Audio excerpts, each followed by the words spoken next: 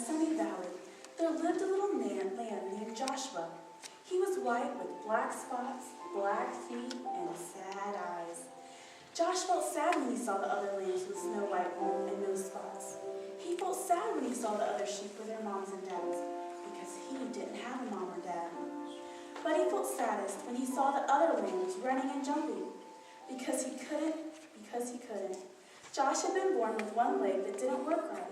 He was crippled. He always limped when he walked. That's why he always watched while the other lambs ran and played. Josh felt sad and alone, except when Abigail was around. Abigail was Josh's best friend. She didn't look like a friend for a lamb. She was an old cow. She was brown with white blotches that looked like rain puddles on a path. Her belly was as round as a barrel, and her voice was always kind and friendly. Some of Josh's favorite hours were spent with Abigail.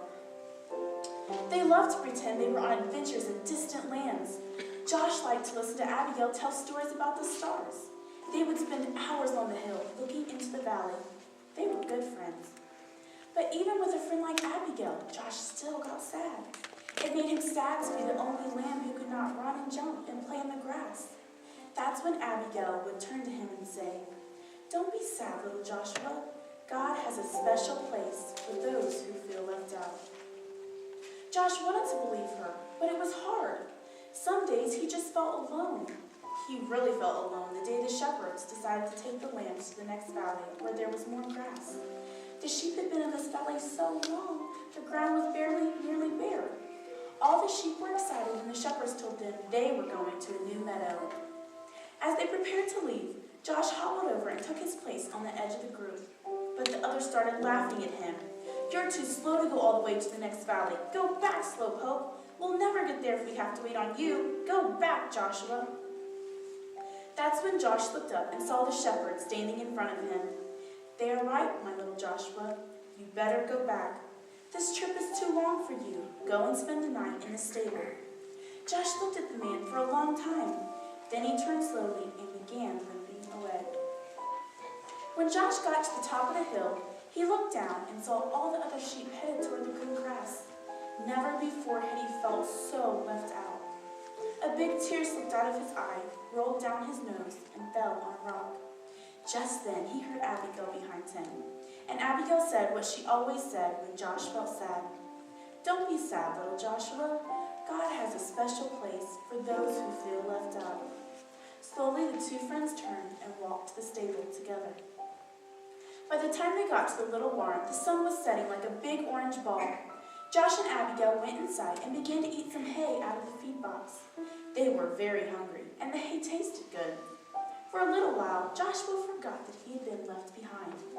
"Go to sleep, little friend," Abigail said after they had finished eating. "You've had a hard day." Josh was tired, so he lay down in the corner on some straw and closed his eyes. He felt Abigail lie down beside him, and he was glad to have Abigail as a friend. Soon Josh was asleep. At first, he slept soundly, curled up against Abigail's back. In his sleep, he dreamed. He dreamed of running and jumping just like the other sheep. He dreamed of long walks with Abigail through the valley. He dreamed of being in a place where he never felt left out.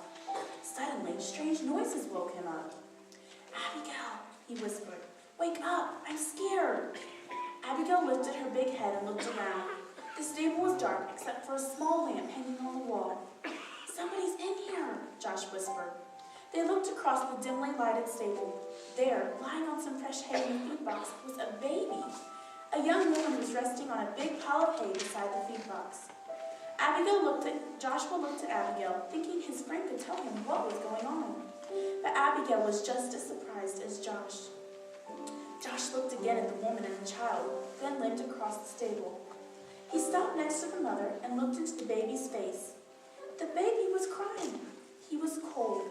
The woman picked up the baby and put him on the hay next to her. Josh looked around the stable for something to keep the baby warm. Usually there were blankets, but not tonight. The shepherds had taken them on their trip across the valley. Then Josh remembered his own soft, warm wool. Timidly, he walked over and curled up close to the baby. "Thank you, little lamb," the baby's mother said softly. Soon the little child stopped crying and went back to sleep. About that time, a man entered the stable carrying some rags. "I'm I'm sorry, Mary, he exclaimed. This is all the cover I could find. It's okay, she answered. This little lamb has kept the new king warm. A king? Joshua looked at the baby and wondered who he might be. His name is Jesus.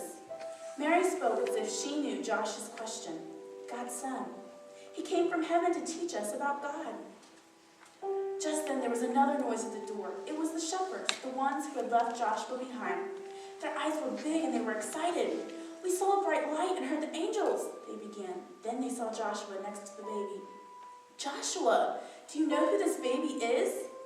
He does now. It was the young mother who was speaking. She looked at Joshua and smiled. God has heard your prayers, little lamb. This little baby is the answer. Joshua looked down at the baby.